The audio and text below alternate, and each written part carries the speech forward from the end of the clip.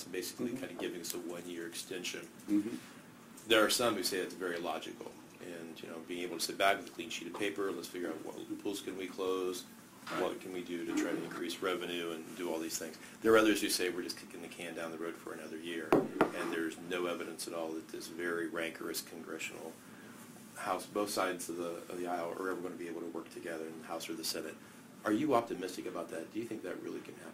I'm very hopeful that the day after the election, people will actually look at the seriousness of the situation that we're in, forget about the party stuff, and actually get things done. And I think what I'm talking, there's got to be communication with each other. And it's frustrating to me as someone who wants to actually go there and get things done to see what happens all the time.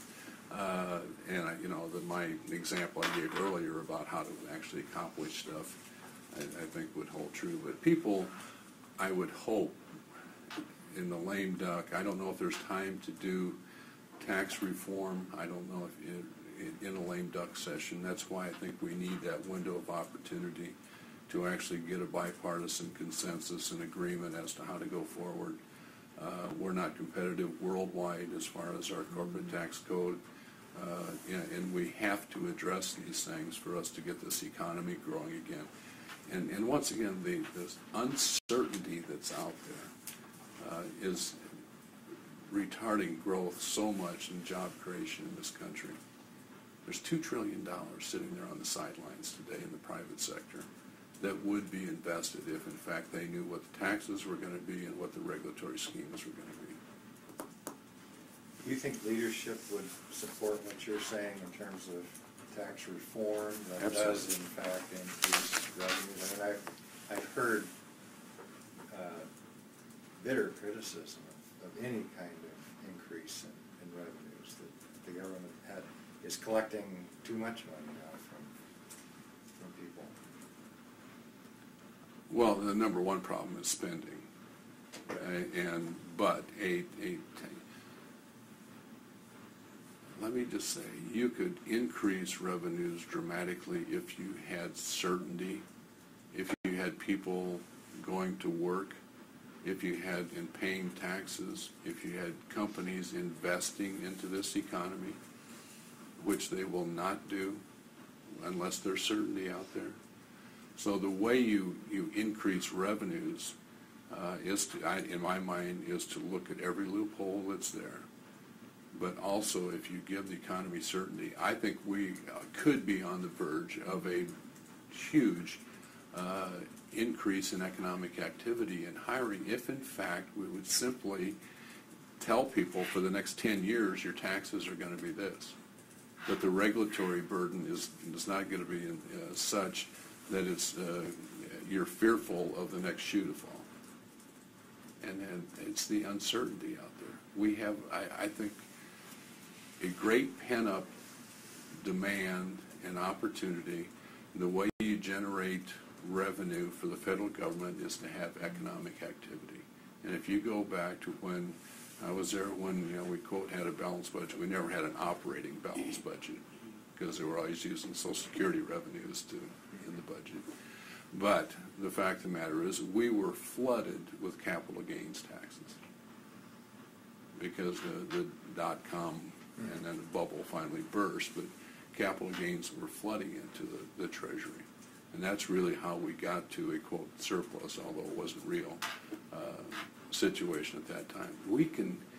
The best thing for Social Security, for Medicare, for the budget, is to have an active economy, one that's creating jobs and people paying into the system. So what's your philosophy on the role of government in investing in private enterprise? We've had a recent example here in Iowa with the fertilizer plant. The state of Iowa and the federal government are putting in several $100 million. Right. That's obviously a state issue. There's some federal money in that. Well, I think with things like Solyndra and several of the other companies that have been disasters, that the federal government's not very good at picking winners and losers out there in individual companies. I would much rather see, if you're going to have incentives, have it be for an industry, whether, as far as renewables, energy sources, things like that, rather than to individually have somebody in Washington that knows nothing about private sector trying to make those judgments. Isn't the federal government picking winners and losers within the energy industry? I mean, supporting one type of renewable over others, or that's why we've got to have a clean sheet when we start as far as tax reform. Whether you talk about, and that's why I disagreed with Governor Romney so strongly on wind. And I called him. I said, well, why would you pick out wind, and why about oil and gas, other sources of energy? Well, that's going to be part of comprehensive tax reform. And, then put wind in that category too. And I think you'll find next year, maybe in the next few months, a consensus in the industry, wind energy industry, of phasing out the credits. But to pick one industry out and not apply it to everybody else is wrong. I agree. So you think eventually wind will stand on its own without tax credits? That's their problem, competitive wise today, is the low cost of natural gas is one of their biggest competition. But if they have a transition period where they can plan, and I think you're going to see their own studies come out and to really give us a much better idea as to what their pathway forward is. It's extremely important, obviously, in Iowa. So you're pretty close to the House leadership.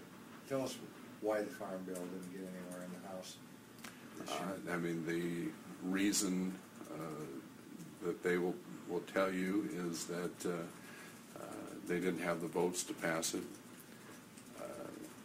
Even though it wasn't what I kept saying time and time again, and I've been all over everybody and actually signed a discharge petition against my own leadership to bring it to the floor, is that let's bring it to the floor. If there are problems with it, have an open rule, we'll have amendments, we'll fix it, and pass it. And then you can get to conference with the Senate and get something done. It's very, very frustrating. I think the leadership is wrong. Absolutely. So what is it in that bill that people are wanting to vote against? Is it cost? And you've got to remember, and it's almost $1 trillion over 10 years. Okay, 80% of it is in the feeding programs, so it should be a food bill rather than a farm bill, if you want to know the truth. And about 10% actually has anything to do with farm programs itself. What most people will say that the debate in the House was that in the Senate bill, there was about a $4 billion reduction in food stamps. In the House bill, there was about which represents about 0.5% of the funding in food stamps over 10 years.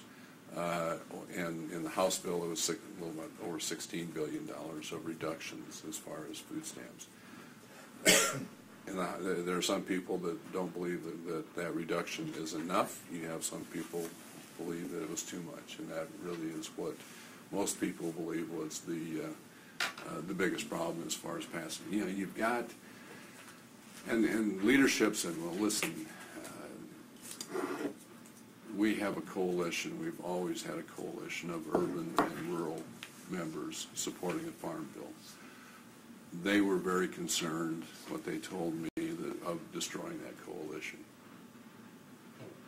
to try and get support to pass something later on. And that's why their judgment, it's not mine, was that it would be better, they didn't want to bring it to the floor and have it lose.